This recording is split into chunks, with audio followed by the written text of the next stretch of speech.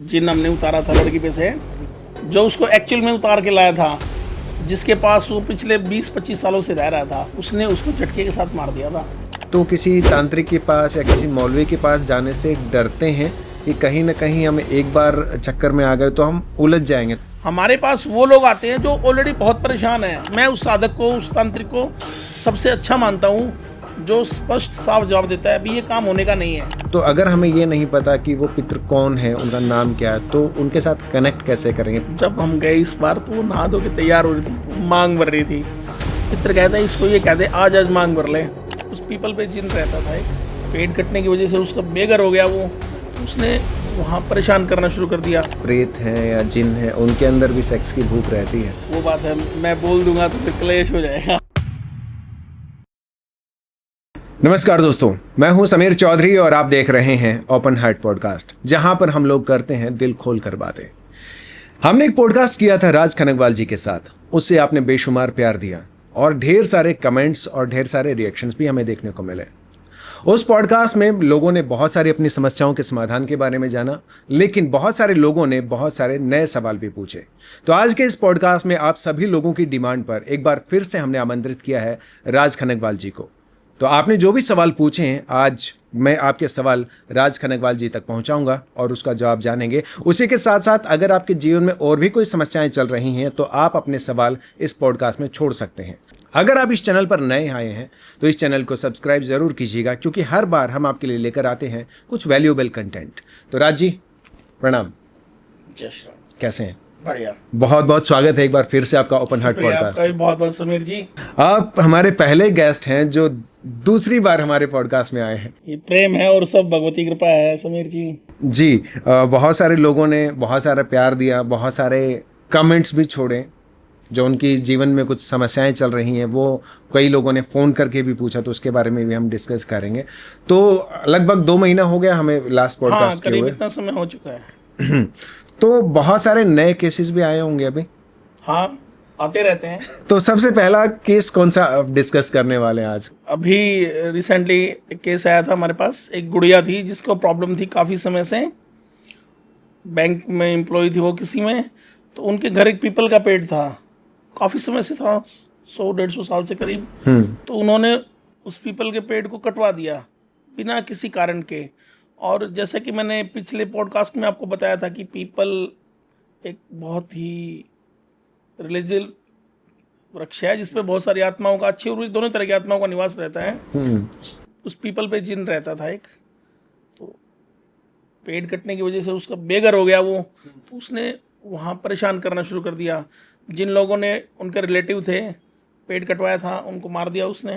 Okay. 3 मतलब मौतें हो चुकी हैं ऑलरेडी उनके घर में। और जो लड़की थी उसको परेशानी रहती थी, उसको लेके आए हमारे पास, फिर बिठाया, उसको पूछा तो वो आ गया, जो जिन था उसमें। फिर वो कहता है कि भाई बाबा, अगर कोई आपसे आपका घर छीने तो आपको कैसा लगेगा। बकायदा रो रहा था वो कि मेरा घर छीन लिया इन्होंने, मैंने इनको कभी परेशान नहीं किया, इतने सालों से मैं रह रहा हूँ, बच्चे मेरे पास खेलते हैं, मेरे ऊपर चढ़ते हैं, पेड़ पे झूले डाले जाते हैं मेरी डालियों पे, मैंने कभी परेशान नहीं किया किसी को भी। इन्होंने मेरा घर छीना तो मैंने उनको नुकसान पहुँचाया।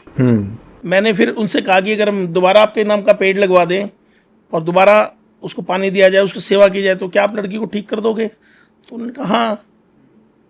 हमने अगले दिन लड़की के हाथ से पेड़ लगवा दिया पीपल का, ठीक हो गई लड़की। तो पता कैसे चल रहे कि यहाँ पे कोई जिन रहते हैं या कोई किसी का वास है यहाँ पे? ये समीर जी, जो आपके इष्ट हैं, जिनकी आप साधना करते हैं, हर साधक किसी न किसी इष्ट की साधना करता है, ये चीज़ें इष्ट बताते हैं। या फिर आपके पितृ अगर आपके साथ हैं, अगर आपने उनकी साधना कर रखी है, उनको सिद्ध कर रखा है, तो वो भी बताते हैं। पॉजिटिव एनर्जी जो आपके फेवर की हैं वो आपको बताती हैं कि यहाँ ये अच्छी चीज़ है, यहाँ ये बुरी चीज़ है। ओके। तो कई लोगों को कन्फ्यूज़न रहता है कि क्या हमारे पितृ हैं या नहीं हैं। तो पहली बात तो ये सवाल आता है कि उनको ये पता कैसे चले कि हमारे पितृ हैं भी या नहीं हैं, और अगर हैं तो वो कौन है? अगर आप हिंदू धर्म से हैं तो आप किसी भी बिरादरी से बिलोंग करते हो, पितृ हर घर में होते हैं। डिपेंड करता है हम उनको मानते हैं या नहीं मानते हैं। पितृ सबके घर में होते हैं। जिन घरों में पितृ नहीं होते हैं, वहाँ बहुत सारे नुकसान, बहुत सारी हानियां लगातार थोड़ा थोड़ा समय के बाद कंटिन्यू होती रहती हैं। जिस घर में पितरों का वास नहीं है वहाँ पैसा रुकेगा नहीं, बरकत नहीं रहेगी। वहाँ मियाँ बीबी में अनबन रहेगी, वहाँ सास बहू में अनबन रहेगी, वहाँ भाई भाई में अनबन रहेगी। ये सब पितृदोष के लक्षण है। अगर इनमें से कोई भी बनता बनता आपका काम बिगड़ रहा है, बच्चों के रिश्ते नहीं हो रहे हैं, जॉब नहीं लग रहा है, तो ये कहीं ना कहीं पितृदोष के अंतर्गत ही आते हैं। ओके तो कई बार ये होता है कि जब हमने पितरों को मानना शुरू कर दिया तो कहते हैं कि उनको शुद्ध करना जरूरी होता है सबसे पहले। पितृ सबसे पहले प्रेत ही होते हैं, ठीक है। 4 तरह के पितृ बताए गए हैं शास्त्रों में। पहले पितृ वो होते हैं जिनका अंतिम संस्कार नहीं होता, जिनको मिट्टी देते हैं। दूसरे पितृ वो होते हैं जिनकी शादी नहीं होती है। तीसरे पितृ वो होते हैं जिनके बच्चे नहीं होते हैं। चौथे पितृ वो होते हैं जिनकी शादी भी होगी, बच्चे भी होंगे, मगर लड़का नहीं हुआ। ये 4 तरह की पितरों की गतियां बताई गई हैं, ठीक है। इनमें से अगर हम किसी को अपने परिवार में रखना चाहते हैं, उसको मानना चाहते हैं, तो उसको सबसे पहले स्नान करा के हम शुद्ध कराते हैं, ताकि उसकी जो पिछली वृत्तियां हैं, जो बुरी आदतें हैं, वासनाएं हैं, वो समाप्त हो जाएं। हम उनको लेके जाते हैं, पेहवा स्नान होता है पितरों का, कुरुक्षेत्र होता है, पांडु पिंडारा होता है, गया जी होता है, हरिद्वार होता है। वहाँ ले जाकर हम उनके निमित्त स्नान करते हैं, उनकी शुद्धि के लिए हवन कराते हैं और वहाँ से उनको शुद्ध करके घर लेके आते हैं। तो उनको लेके जाने की जो प्रक्रिया होती है वो कैसे होती है? जब हम पितरों को घर से लेके जाते हैं तो उनके नाम से 5 कपड़े, 5 बर्तन, 1.25 किलो चीनी, 1.25 किलो चावल, 1.25 किलो जौ का आटा और 1 सूखा नारियल, ये पूरा सामान घर से घुमाया जाता है और पितरों का आह्वान किया जाता है कि हे पितृ देवता, हम आपको स्नान करने के लिए लेके जा रहे हैं, आप हमारे साथ आए। और अगर आपके साथ हमारे कुल का कोई और अतृप्त आत्मा है, अकाल मृत्यु प्राप्त कोई है, तो आप उनको भी साथ ले चलो, उनका हम पिंडदान कर देंगे, उनकी मुक्ति हो जाएगी और आपको हम स्नान करा के घर वापस ले आएंगे, ताकि आप हमारे मंगल काम करो। वहाँ जाकर फिर जो पंडित होते हैं वहाँ घाट पे, उनको हम वो दक्षिणा, वो सामान वो देते हैं, वो वहाँ छोटा सा हवन कराते हैं और तर्पण करा देते हैं पितरों का। तो उनको जैसे हम किसी देवता से या कुल देवी से या कुल देवता से जब हम कनेक्ट करते हैं तो हमें पता है कि जैसे बजरंग बली हैं, जैसे भगवान श्री राम हैं, तो जैसे उसी तरीके से जैसे पितृ हैं, तो अगर हमें ये नहीं पता कि वो पितृ कौन है, उनका नाम क्या है, तो उनके साथ कनेक्ट कैसे करेंगे? पितृ देवता कह के ही या संबोधित करेंगे? पितृ अगर 5 साल का छोटा बच्चा है तो भी हम उसको बाबा या दादा बुलाते हैं, और अगर वो यंग है तो भी, अगर रिश्ता छोटा है तो भी हम बाबा बुलाते हैं, और बड़ा रिश्ता है तो भी बाबा बुलाते हैं। ये भी शास्त्रों में उल्लेख है, कोई दूसरा पितृ नहीं बन सकता। हमारे कुल का, हमारे गोत्र का, हमारे ही वंश का कोई पितृ बनेगा। दूसरा अगर हम किसी को मानते हैं तो वो प्रेत रूप में है। एक ही कहा जाता है कि हमें पितरों को प्रसन्न करना चाहिए, तो उसकी क्या विधि रहती है?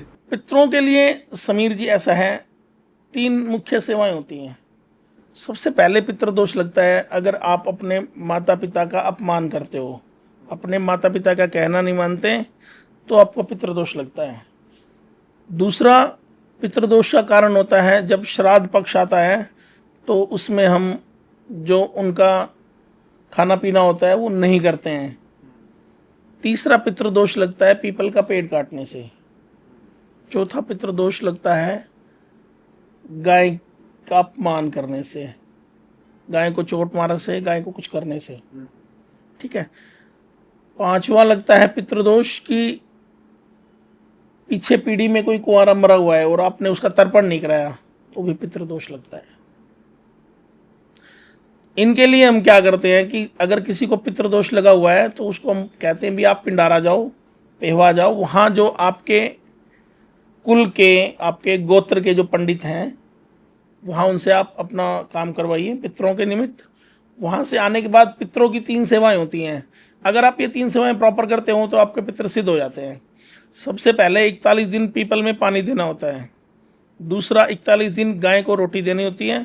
और तीसरा 41 दिन तक गाय के घी से घर में दिया लगाना होता है, जो पितरों का स्थान आपने बना रखा है वहाँ पर।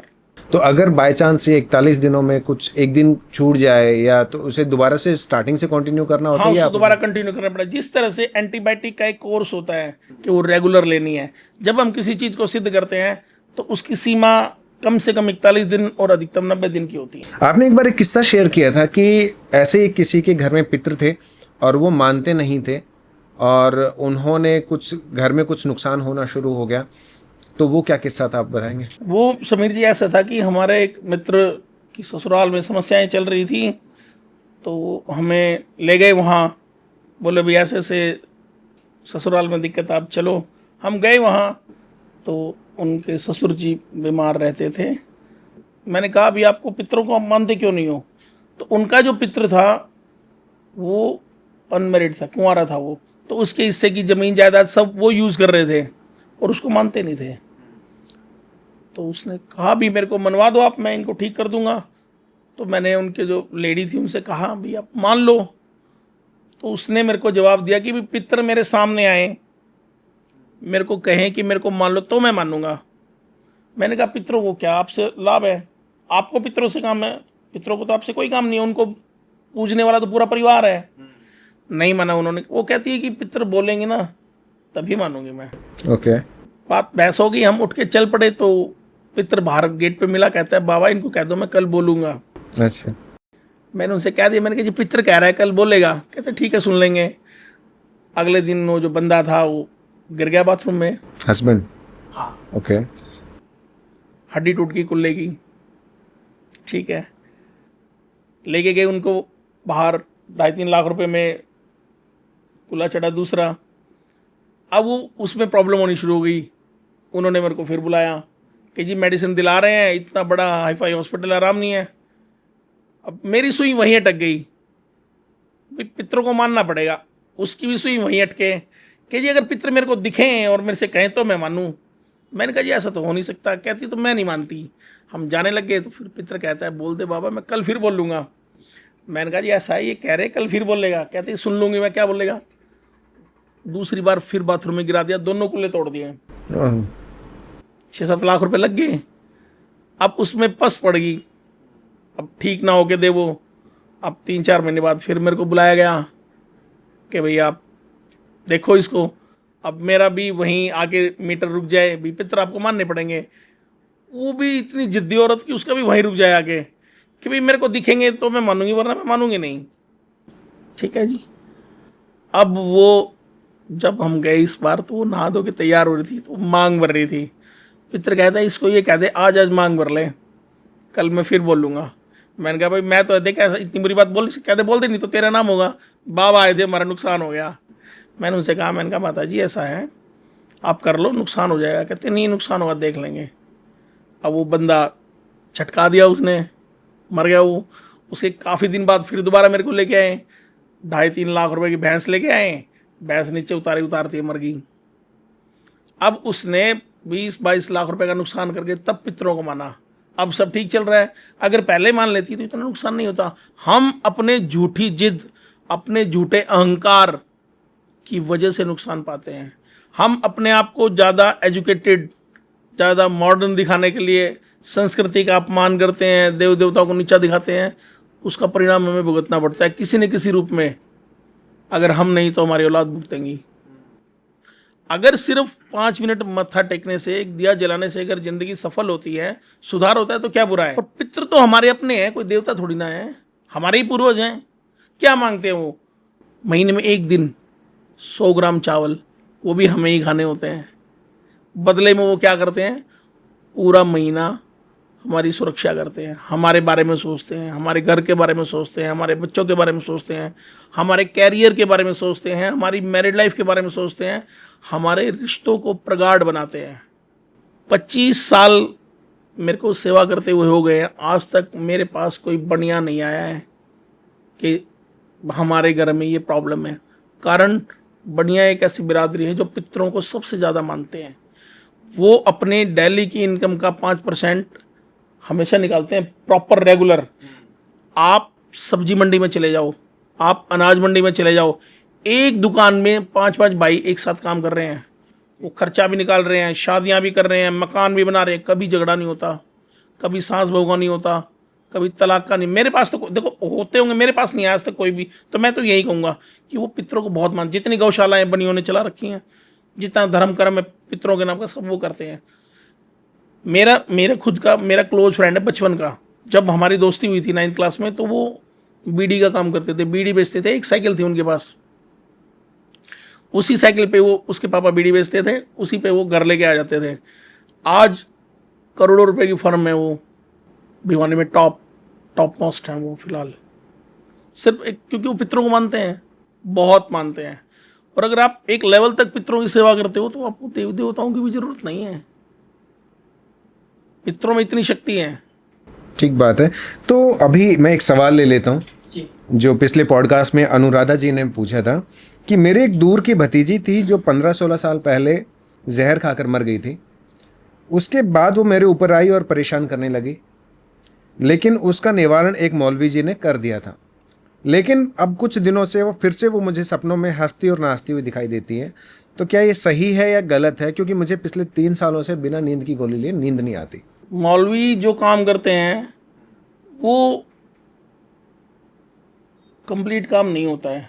वो चीज़ को काटते नहीं हैं, वो चीज़ को दबा देते हैं। हिंदू धर्म में जो तांत्रिक हैं, जो साधक हैं, वो चीज़ को जड़ से काटते हैं, दोबारा नहीं आती है वो।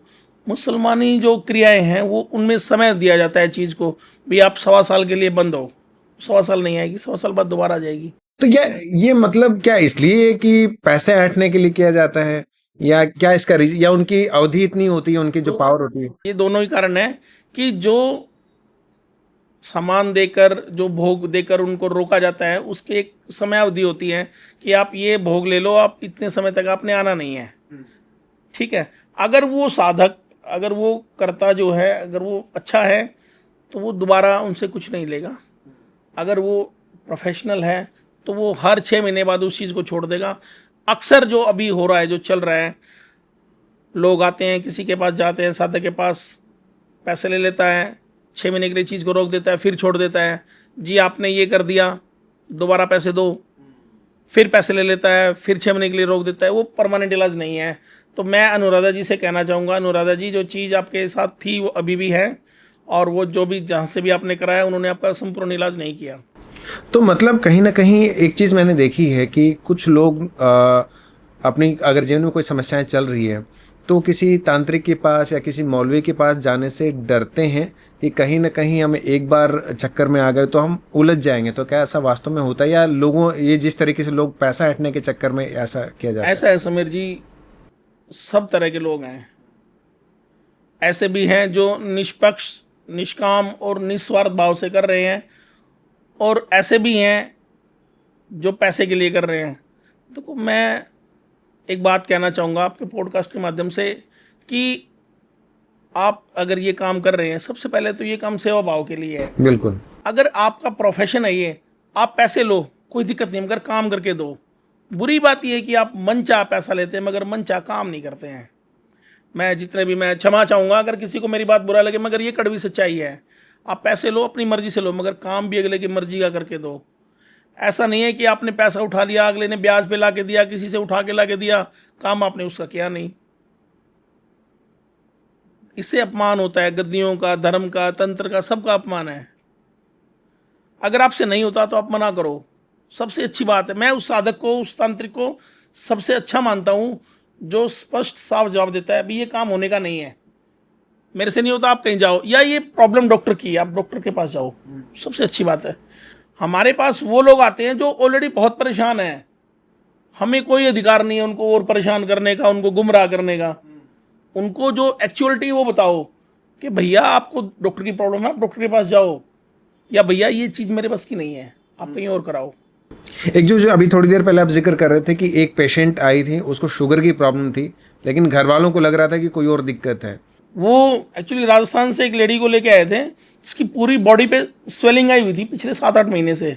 तो वो किसी तांत्रिक के पास चले गए, तो उसने कह दिया भाई इसमें तो डायन है। अच्छा। अब वो उसको जगह जगह, अब उसमें हो तो डायन, उसका इलाज हो। अब समीर जी, जिसको पेट में दर्द है, उसको आपको सिर की दर्द की कितनी टैबलेट दे लो, उसको आराम कैसे होगा? ठीक है, वो उसको घुमाते रहे, किसी ने बता दिया, वो ले आए। मैं घर था तो वो आ गए। तो पहले तो मैंने मना कर दिया, क्योंकि मैं जनरली सबको नहीं देखता हूँ, कोई किसी के रेफरेंस से आता है, क्योंकि मैं ये काम बाय प्रोफेशन नहीं करता हूँ, मैं सेवा करता हूँ। मैं कोई भगत या तांत्रिक नहीं हूँ, मैं एक साधक हूँ। मैं सिर्फ जो अपनी पूर्वजों की गद्दी है, मैं उसकी सेवा कर रहा हूँ। मैंने बिठाया उनको, मैंने अपने जो गद्दी के जो मेरे दादा हैं, परदादा मेरे, उनसे पूछा कि दादा इनको क्या प्रॉब्लम है। उन्होंने बताया बेटा इसको शुगर की दिक्कत है, आप इनको कहो इसको डॉक्टर के लेके जाएं, मर जाएगी नहीं तो, इसको तंत्र की कोई समस्या नहीं है। मैंने उनसे कहा, कहता है कि ना तू, तेरे को पता ही नहीं कुछ भी, तू घंटा का भगत है। मैंने कहा चलो जी कोई बात नहीं, हाथ जोड़ के मैंने कहा मैं तो कुछ भी नहीं हूँ, पर आप एक बार मेरे कहने से रिक्वेस्ट, आप इसको दिखाओ। उसको 700 शुगर थी। अच्छा। और वो अगर ट्रीटमेंट हुआ होगा तो बची होगी, नहीं तो वो हो चुकी होगी खत्म। अच्छा राज जी, कई बार हम ये देखते हैं कि जैसे ट्रेन में, बसों में, या फिर जैसे बस स्टैंड या रेलवे स्टेशन की टॉयलेट्स में पर्चे लगे होते हैं अक्सर कि ये बाबा वो बाबा, वशीकरण, मुटकरणी, प्रेमिका भाग गई, उसको वश में, मतलब बहुत सारी चीज़ें होती हैं, घर में क्लेश। तो क्या वो एक्चुअल में है या लोगों को फंसाने के लिए किया जाता है? क्या कहना चाहेंगे? जिस साधक में दम है, जिस साधक की विद्या में दम है, उसको ऐड लगाने की कोई ज़रूरत नहीं है। ठीक है, बाबा बागेश्वर हैं, उनको कोई ज़रूरत नहीं ऐड लगाने की। नीम करौली बाबा हैं, सालासर धाम हैं,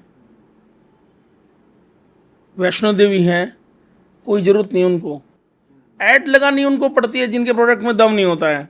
बिल्कुल। जो भी ऐड लगाते हैं ये 90% ठग होते हैं। ठीक है, जिनका कोई ठिकाना नहीं होता, ये महीने 1.5 महीने के लिए स्टेशन के पास, मोस्टली हाँ। स्टेशन के पास, पुराने बस स्टैंड के पीछे वहाँ ये मकान लेते हैं किराए पे 1-1.5 महीने के लिए, वहाँ अपना चक्कर चलाते हैं, परेशान मासूम लाचार लोगों को लूट लेते हैं। अक्सर ये भी खास तौर से वशीकरण सबसे बड़ा लिखा होता है कि 24 घंटे में आपकी प्रेमिका आपके पास चल कर आएगी। एक्चुअली वशीकरण जो है वो बहुत हाई लेवल का तंत्र है। ठीक है, और जिनको एक्चुअल में वशीकरण आता है वो ना तो दरबार लगाते हैं, ठीक है, और ना ही उनको ज़रूरत है ऐड लगाने की कहीं।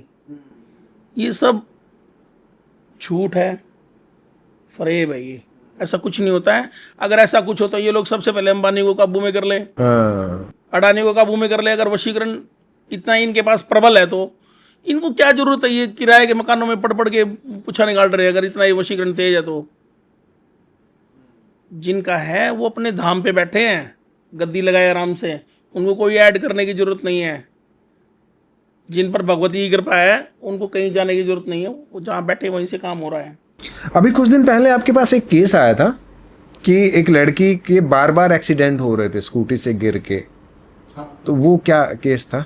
वो एक्चुअली क्या था कि वो गुड़िया, हमारे वहाँ शमशान है एक, उसके पास से एक रास्ता जाता है, तो दिवाली वाली रात को वो काम करके वहाँ से निकल रही थी, तो वहाँ उससे किसी आदमी ने लिफ्ट मांगी।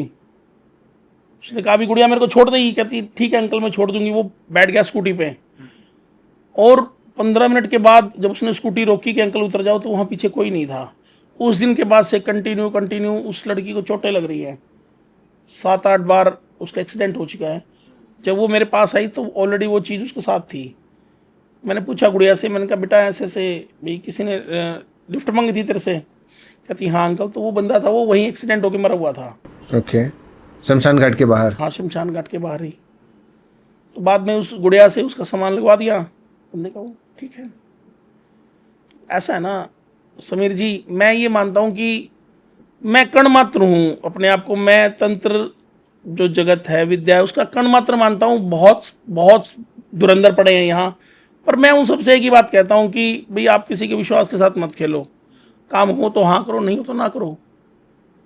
बरगलाना ठीक नहीं है, किसी को गुमराह करना ठीक नहीं है। अच्छा, एक चीज़ ये होती है कि हम जैसे कि आम आदमी को भूत कई बार हम देखते हैं कि फिल्मों में दिखाया जाता है कि सफ़ेद साड़ी में एक सुंदर सी कैंडल लेके वो चल रही है, इधर उधर घूम रही है ना, खूबसूरत सी चुड़ैल दिखती है। या फिर भूत बड़े डरावने से, बड़े बड़े नाखून होते हैं, बड़े बड़े दांत होते हैं। तो एक्चुअल में अगर पूछा जाए, हर किसी इंसान के माइंड में कहीं ना कहीं ये आता है कि भूत या भूतनी या पिशाच वो दिखने में कैसे दिखते हैं? क्या वाकई में वैसे दिखते हैं जैसे फिल्मों में दिखाते हैं? कैसे नहीं समीर जी, ऐसा कुछ नहीं है। एक्चुअली क्या होता है कि बहुत बार वो हमारे आसपास होते हैं, हमें पता नहीं लगता कि ये मरे हुए हैं।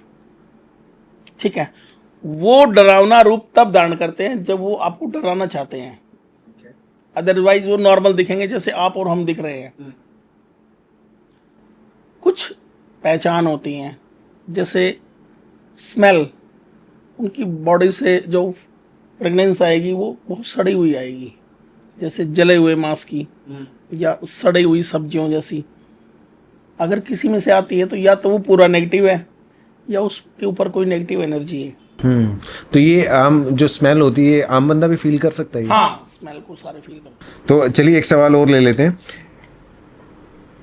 मंजरी वारे करके एक आईडी थी, उन वहाँ से आया है कि आप किस शहर में रहते हैं। हमने वो बता दिया था कि भिवानी शहर में रहते हैं।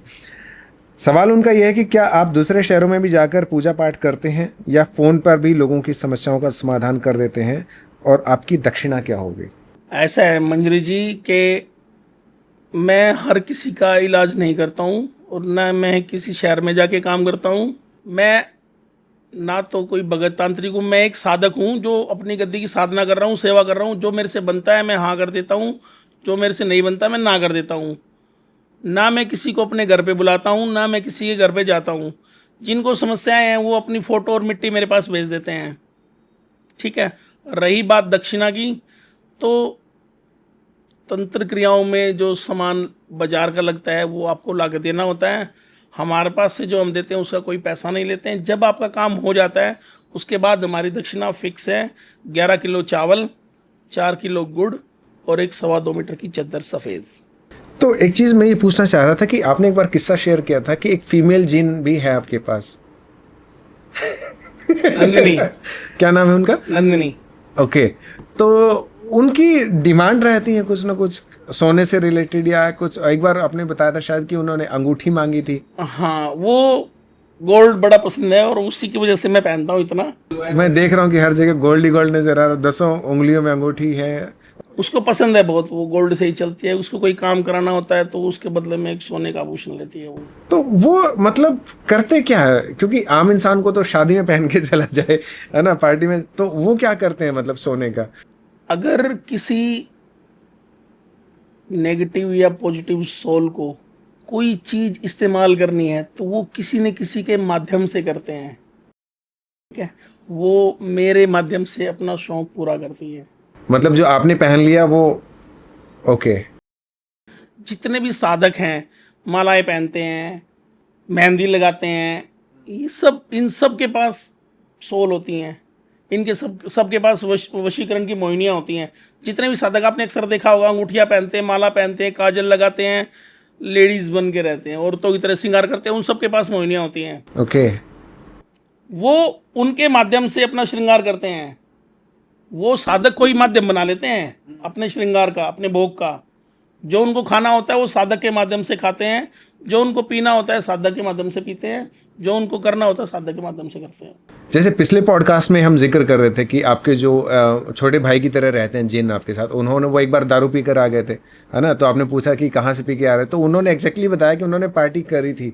हाँ। है ना, पिज्ज़ा भी, बर्गर भी और वो सारी चीज़ें, चाउमीन वगैरह, दही बल्ले वगैरह सब कुछ लेके आए थे। तो कुछ लोगों को यकीन नहीं हुआ था कि वो कैसे कर सकते हैं, या जैसे कुछ लोग जैसे सोने की डिमांड करते हैं तो उनको क्या, तो आज शायद उनको जवाब मिल गया होगा कि वो सोने की डिमांड किस तरीके से उनकी पूरी होती है। वो किसी न किसी शरीर को अपना माध्यम बनाते हैं। ठीक है। जैसे हमारे चाचा थे एक, जो जिनको हम पितृ रूप में मानते थे, वो बहुत शराब पीते थे। सुसाइड कर लिया था उन्होंने शराब पी के। तो जब स्टार्ट में जब मैं पूजा पाठ नहीं करता था तो मैं इतनी शराब पी लेता था और मेरे को कभी चढ़ती नहीं थी, और मेरे को पता लगता था कि कोई मेरे पास बैठ के पी रहा है। आज मैं उस चीज़ को फील कर सकता हूँ कि क्या था, उस टाइम नहीं पता था। और हर किसी के साथ कभी न कभी ये जरूर होता है कि उसको लगता है कि वो अपने सामर्थ्य से ज़्यादा खा रहा है या अपने सामर्थ्य से ज़्यादा पी रहा है। कई बार जब पितृ भूखे या प्यासे होते हैं तो वो अपने पूर्वजों के किसी बच्चे या किसी के रूप में आकर किसी के अंदर घुसकर वो ग्रहण करते हैं। अब जैसे हम अमावस्या निकालते हैं तो हम पितरों के कपड़े खुद पहनते हैं और उस भोजन को खुद ग्रहण करते हैं, इस आशा में कि हमारे पितृ हमारे शरीर में विराजमान होकर उस भोग को लेंगे। ओके। तो जो वो किस्सा थोड़ा सा अधूरा रह गया, जो अंगूठी मांगी थी, एक बार आपने बताया था कि वो आपको किसी ज्वेलर के शॉप पे भी लेके गई थी। वो एक्चुअली उसने कोई काम किया था मेरा, तो उसने अंगूठी मांगी मेरे से। तो मैंने उससे कह दिया मेरे पास इतने भारी के पैसे नहीं, हल्की दिला दूंगा। तो ले गई शॉप पे वो, तो कहती है देख ले अंगूठी। तो बहुत सारी अंगूठियाँ गिर गई नीचे। मैंने उससे कहा भी, शॉप वाले से कहा भी अंगूठी गिर गई है देखो आपकी, उसको दिखाई नहीं दे रही है। कहते कहाँ गिरी हैं? नीचे गिरी हुई दिखाई नहीं दे रही। मैंने कहा भाई ये गिर रही, उठा ले इनको। वो कहती है इसको नहीं दिखेंगी, उठा ले सारी, ये मेरी हैं सारी। मैंने कहा पागल है तू, कैमरे में आएंगे? कहती कैमरे में आएंगे, तू मेरे को लात मार के निकाल दियो, हम नहीं दिखेंगे। तो चीज़ों को नेगेटिव सोल जो होती हैं कहीं ना कहीं किसी न किसी के माध्यम से अपनी ज़रूरतें पूरी करती हैं। ये जो भी साधना करते हैं सबको पता है। तो चलिए एक सवाल और ले लेते हैं लगे हाथ। सरोज भारती वो कहते हैं कि क्या कोई लड़की अपने पितरों का आशीर्वाद पा सकती है अगर उसकी शादी ना हुई हो तो? हाँ, कुंवारी लड़की पितरों की सेवा कर सकती है, मगर शादी के बाद उसको समस्या हो जाएगी क्योंकि वो पितर उसके साथ जाएंगे। अच्छा। हमारे यहाँ हिंदू धर्म में हम कुंवारी लड़कियों को किसी भी पूजा पाठ में शामिल नहीं करते हैं, खास करके वो पूजा पाठ जिसकी लाग हो सकती है। हमारे घर में हम पूजा करते हैं तो जो हमारे कुल देवता कुल देवी हैं, नगर खेड़ा और जो बाबा हैं, हम उनका प्रसाद मेरी गुड़िया को नहीं देते हैं हम, क्योंकि क्या पता किस घर में उसकी शादी हो, वहाँ रीति रिवाज क्या हो, पूजा पाठ क्या हो। ठीक है, तो कुंवारी लड़की सेवा कर सकती हैं पितरों की, मगर शादी के बाद प्रॉब्लम रहेगी क्योंकि वो पितर उसके साथ जाएगा वहाँ। ओके। तो इससे बेहतर है भारती जी कि आप अपने कुल देवता या कुल देवी की सेवा कर लीजिए।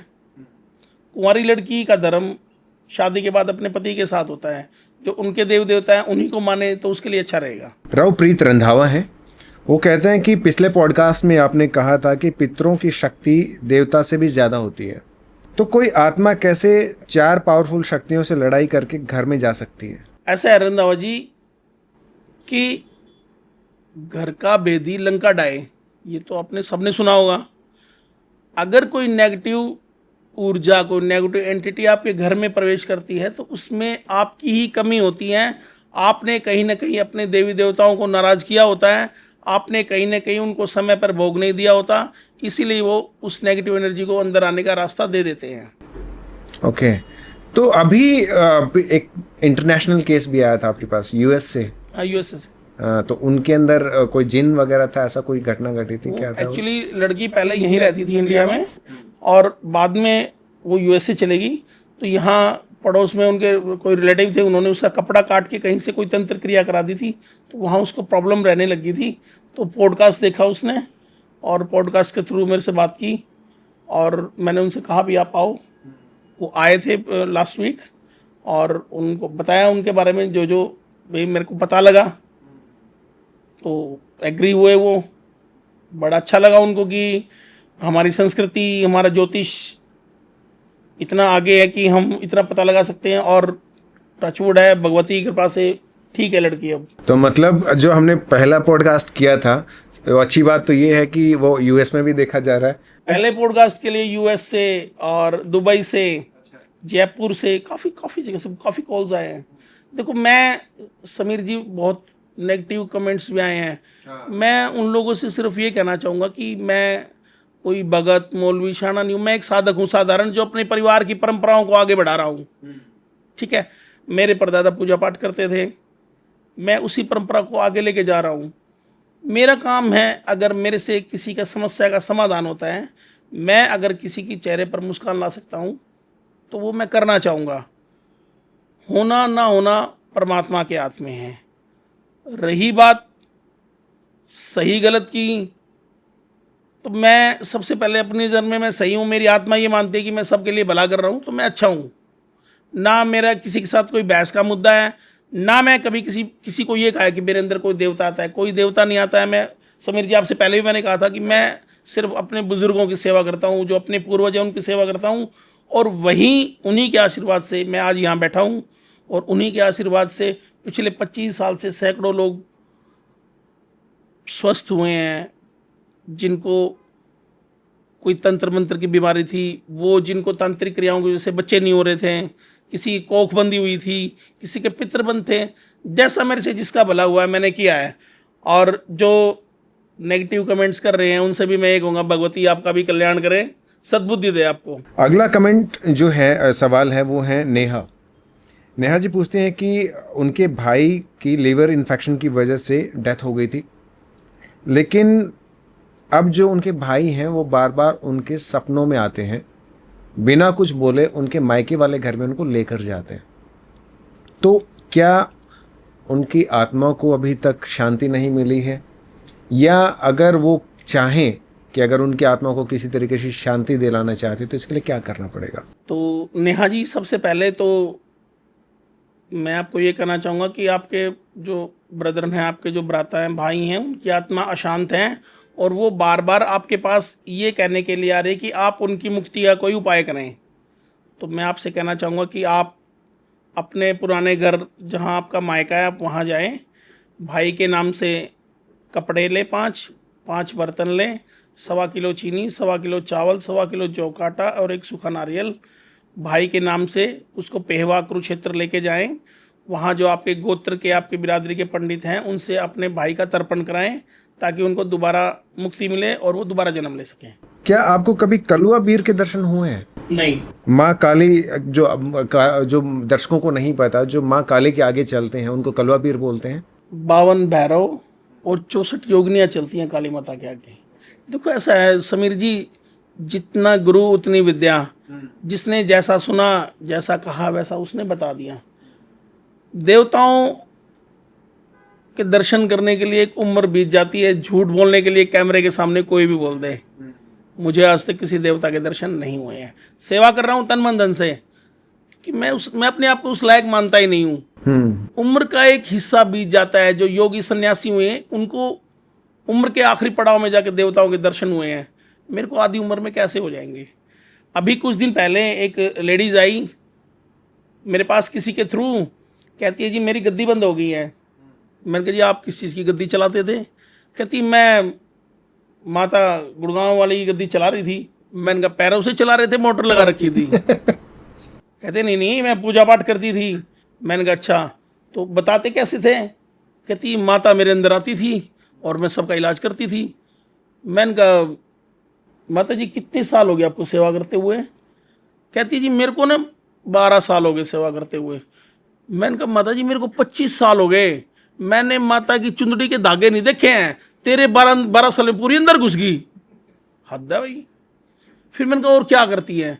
कहती मैं काली की सेवा करती हूँ, मेरे अंदर काली भी आती है। मैंने क्या देते हो जी? कहती मैं तो मीठा भोग देती हूँ, लड्डू देती हूँ। मैंने कहा माता जी साल में 2 बार बकरा देता हूँ मैं, ठीक है, घर पे 2 बार मैं कलकत्ता जाता हूँ, मेरे को खुशबू भी नहीं आती माता की। आप कौन सी विधि से पूजा करते हैं कि पूरा अंदर ही घुस जाती हैं? एक प्योर सोल, कैसे हमारा शरीर इतना विषय वासनाओं से भरा हुआ है, छल कपट झूठ। देखो समीर जी, मैं तो मानता नहीं हूँ कि मैं इतना शुद्ध हूँ कि मेरे अंदर कोई देवता। मेरे अंदर मेरे दादा ही नहीं आते, वो भी कान में बताते हैं, दूर होके सुन ले भाई, अंदर नहीं आना मेरे को। क्योंकि मेरे गुरु ने कहा था कि हम नचाने वालों में से, हम नाचने वालों में से नहीं है। ठीक बात है। जिस देवता ने बताना है वो बिना उछल कूद के भी बताएगा। कई बार हम देखते हैं कि जैसे बहुत लोग हैं या लेडीज हैं, वो अपने बाल बुरी तरीके से बिखेरती हैं, बुरी तरीके से नाचती हैं, लेट लगाती हैं और झूम झूम के मेरे अंदर देवी आ गई है, मैं ये बता रही हूँ, बता रही हूँ। क्या मतलब उनका? ऐसा है समीर जी, फिर वो बात है, मैं बोल दूंगा तो फिर क्लेश हो जाएगा। आज बोल दीजिए। ऐसा है समीर जी कि ये कोरा झूठ है, किसी में कोई देवी देवता नहीं आता है। गृहस्थ में तो कम से कम आ ही नहीं सकता। अगर कोई सन्यासी है, कोई औरत शुरू से ही कुंवारी है, उसमें तो हम 1% चांस मान लेते हैं भी ब्रह्मचर्य है इसका, इसमें आ सकता है। गृहस्थ में नहीं आ सकता देवता। कैसे? अब जीभ निकाल ली, देवी आ गई। अरे जिसके पैरों के नीचे भगवान शंकर है वो कैसे घुस जाएगी किसके अंदर? माता काली के आने से पहले 64 योगिनी आती हैं, 52 वीर आते हैं। एक योगिनी इज इक्वल टू 1.25 लाख भूतनी। तो 64 योगिनी आती है तो कितनी हो गई बताइए आप? 52 भैरव आते हैं, कैसे झेल पाएंगे उन सबको? कैसे घुस जाएंगे वो अंदर? अच्छा मान लेते हैं, एक क्षण के लिए मान लेते हैं देवी आ गई। अब वो देवी आई हुई है तो वो ये क्यों कह रही है तू 6 फेरियां लगा तब तेरा काम होगा? अरे देवी है तो यूं कर, 11 फेरी लगाने से क्या हो जाएगा? 11 फेरी लगा, देवी कहती है 11 फेरी लगा तब मैं तेरा काम करूंगी। भगवान है वो, उसके लिए तो क्षण भर का काम है, कर सकता है वो। वो क्यों कह रहा है कि अब 11 फेरियां लगाओ? वो क्यों कहती है कि पहले ही यहाँ बाबा जी के चढ़ाओ 51,000 रुपये, तब मैं काम करके दूंगी? देवताओं को क्या जरूरत है? ठीक है, लोगों का काम चल रहा है, बढ़िया बात है, अच्छी बात है जी, चलाओ, मगर धर्म की हानि होती है, सनातन की हानि होती है। अगर आप वास्तव में ये काम कर रहे हैं तो अपनी चीज को सिद्ध करो कि वो बिना नाचे कूदे बताए आपको, बिना तमाशा किए, ताकि मेरे जैसा कोई आदमी कैमरे के सामने बैठकर आप पर उंगली ना उठाए। ठीक है, आप अपनी चीज को प्रॉपर सिद्ध करो कि वो बैठ के बताए, बिना उछल कूद के। ओके राज जी, जैसे आपने बताया कि भूत भी होते हैं, प्रेत भी होते हैं, पिशाच भी होते हैं, जिन भी होते हैं, चुड़ैल भी होती है, तो मरने के बाद ये डिसाइड कैसे होता है कि कौन भूत बनेगा, कौन प्रेत बनेगा, कौन जिन बनेगा? वो समीर जी पूर्व जन्म की गतियां होती हैं। जिसने जितने जिस ढंग ढंग के पाप किए हैं वो उस ढंग ढंग की योनि में चला जाता है। एक पूरा ग्रंथ लिखा हुआ है ये इस बारे में। वो मूवी अपरिचित मूवी है जो, उसमें वो बताते हैं, वो जो बुक होती है कि इसको कैसे क्या सजा मिल रही है, तो ये सब पूर्व जन्मों के हिसाब से डिसाइड होता है कि कौन किस योनि में जाएगा।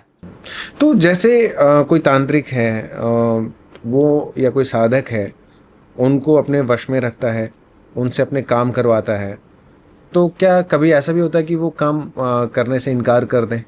ले, मार देते हैं जान से। आप इनकार की कह रहे हो? जान से मार देते हैं। जो जो जिन हमने उतारा था लड़की पे से, जो उसको एक्चुअल में उतार के लाया था, जिसके पास वो पिछले 20-25 सालों से रह रहा था, उसने उसको झटके के साथ मार दिया था, क्योंकि उसने मेरी गिरबान पकड़ ली थी। जो 4 साल की बच्ची थी वही?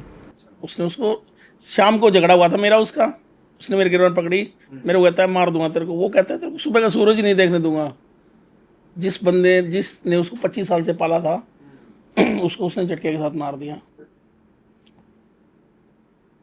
ये भी मैं अपने पॉडकास्ट के माध्यम से बताना चाहूँगा दर्शकों को और नए नए जो साधक हैं उनको, कि इष्ट के अलावा, अपने पितरों के अलावा कोई भी चीज़ वफादार नहीं होती है। जिस दिन दांव चलेगा, जिस दिन सामान भूल गए, उस दिन मरना पड़ेगा। तंत्र में गलती की माफी या कोई खाना नहीं है, या तो पागल होना पड़ेगा या मरना पड़ेगा। तो जितना आप विश्वास करें अपने खुद के देवी देवताओं पर करें, अपने गुरु पर करें, गुरु की विद्या पर करें, उतारी हुई चीज़ों पर ज़्यादा विश्वास ना करें। वो जब भी मौका मिलेगा आपको चोट मार देंगी, चाहे आपने कितने साल से पाली हो, आप कितने भी दिया हो। आज़ादी हर कोई चाहता है, पिंजरे की ज़िंदगी किसी को कबूल नहीं है। जिस दिन पिंजरा टूटा, पंछी उड़ जाएगा। अच्छा, कुछ लोग जैसे जिनको पता नहीं है इस चीज़ के बारे में, इस विद्या का कोई ज्ञान नहीं है, कहीं वीडियो देख के या किसी बुक में पढ़ के वो आत्माओं को बुलाने की कोशिश करते हैं, या मतलब उल्टे पंगे लेते हैं एक तरीके से कहा जाए, तो उनके लिए क्या कहना चाहेंगे? बहुत खतरनाक है, बहुत खतरनाक है। जिसका काम उसी को साजे और करे तो डंडा बाजे, करना ही नहीं चाहिए। बिना गुरु के, सक्षम गुरु के साधना में, तंत्र में हाथ डालना ही नहीं चाहिए। कोई फायदा नहीं है, पूरे घर का विनाश हो जाएगा। एक ट्रेंड चला हुआ है सीखने का, हर कोई तांत्रिक बनना चाहता है। सबसे खराब लाइन है ये, इससे बुरा कोई काम ही नहीं है। आप किसी के लिए कितना भी भला कर लो, आपको गालियां मिलेंगी। यहाँ मैं आपको आपके लाभ के लिए पिछले आधे घंटे से बता रहा हूँ, तो इसमें भी मेरे को बुराई ही मिलेगी। आपके भले के लिए बता रहा हूँ मैं, कितने अच्छे काम किए, कोई भलाई नहीं देता है, कुछ नहीं रखा भाई। तंत्र में जिनकी मजबूरी है, हमारी तो मजबूरी है भाई, गद्दी है पुरानी चलानी पड़ेगी। नहीं तो अपना साधारण ग्रस्त पूजा पाठ करो, जो अपने कुल देवता कुल देवी नगरखेड़ा उनको मानो, समय पर अपने पितरों को दो। जरूरत ही नहीं है आपको तंत्र की तरफ पढ़ने की। अगर आपकी चारों चीज़ें सही चल रही हैं, दुनिया कोई तांत्रिक आपका कुछ नहीं उखाड़ सकता। आप लिखवा लो ये बात मेरे से, अगर आपके कुल देवता कुल देवी खेड़ा और पितर सही हैं, सारी दुनिया के तांत्रिक मिलकर भी आपका कुछ नहीं उखाड़ सकते हैं। कमियां हमारे अंदर होती हैं, हम देवता से काम करा लेते हैं, हम देवता को उसका भोग नहीं देते हैं।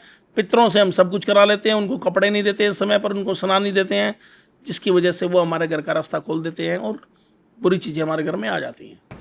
जिस तरीके से एक आम इंसान में कहीं ना कहीं काम वासना होती है, तो क्या मरने के बाद भी जो प्रेत हैं या जिन हैं उनके अंदर भी सेक्स की भूख रहती है? 10 गुना, 20 गुना, 50 गुना भी होती है। अच्छा।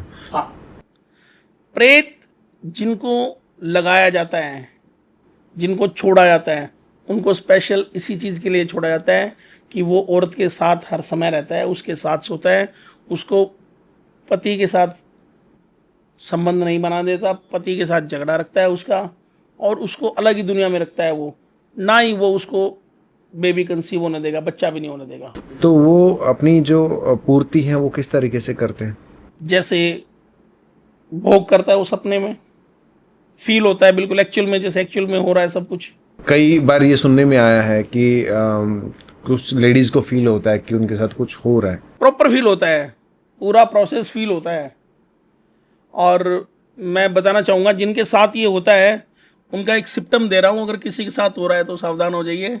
अगर आपके शरीर पर, हाथ पाँव पर, पेट पर, कमर पर लाल, नीले या काले निशान अपने आप बनते हैं और अपने आप चले जाते हैं तो सावधान हो जाइए।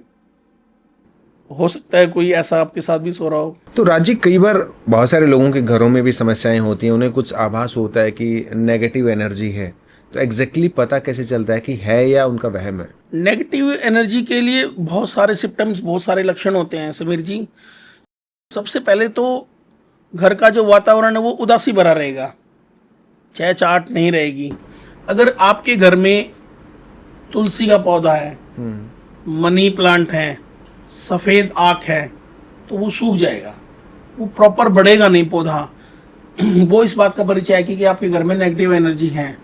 और कोई ना कोई बीमार रहेगा, थोड़ा थोड़ा गैप देके, बीमारी प्रॉपर नहीं निकलेगी घर में से, कोई ना कोई बीमार पड़ता रहेगा 15 दिन के बाद, 20 दिन के बाद, थोड़े थोड़े टाइम के बाद इलेक्ट्रॉनिक गैजेट चलते रहेंगे। कूलर की मोटर जल गई, 15-20 दिन बाद, महीने बाद पानी की मोटर जल गई, LED जल गई। थोड़े थोड़े टाइम के बाद पैसों का नुकसान होता रहेगा, कभी कोई चीज़ टूट गई, कभी कोई चीज़ टूट गई, बिना बात के घर में झगड़े होने शुरू हो जाएंगे। पढ़ाई के लायक जो बच्चा है उसका पढ़ाई से मन हट जाएगा, दूसरे अदर एक्टिविटीज़ में उसका माइंड डाइवर्ट हो जाएगा। शादी के लायक जो बच्चे हैं उनके रिश्ते नहीं होंगे। बिजनेस माइंड जो हैं उनके पास पोटेंशियल है, स्किल है, वो डिजर्व करते हैं, मगर 90% पे आके उनके काम रुक जाएंगे।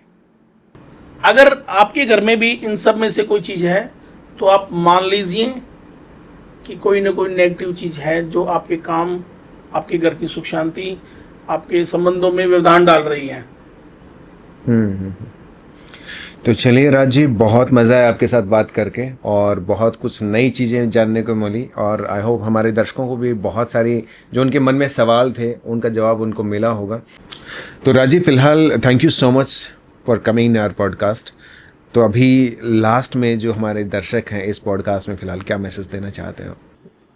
मैं ओपन हार्ट के जितने भी दर्शक हैं सबसे पहले उनको आशीर्वाद देना चाहूँगा और उनसे कहना चाहूँगा कि अगर मेरी कोई बात उनको बुरी लगी हो तो उसको ध्यान से सोचे, वो कहीं ना कहीं उनकी भलाई के लिए है। और दर्शकों से कहना चाहूँगा कि बिना किसी अच्छे साधक, बिना किसी अच्छे गुरु के आप कोई भी तंत्र क्रिया करने का प्रयास ना करें, ये आपके लिए घातक सिद्ध हो सकती है।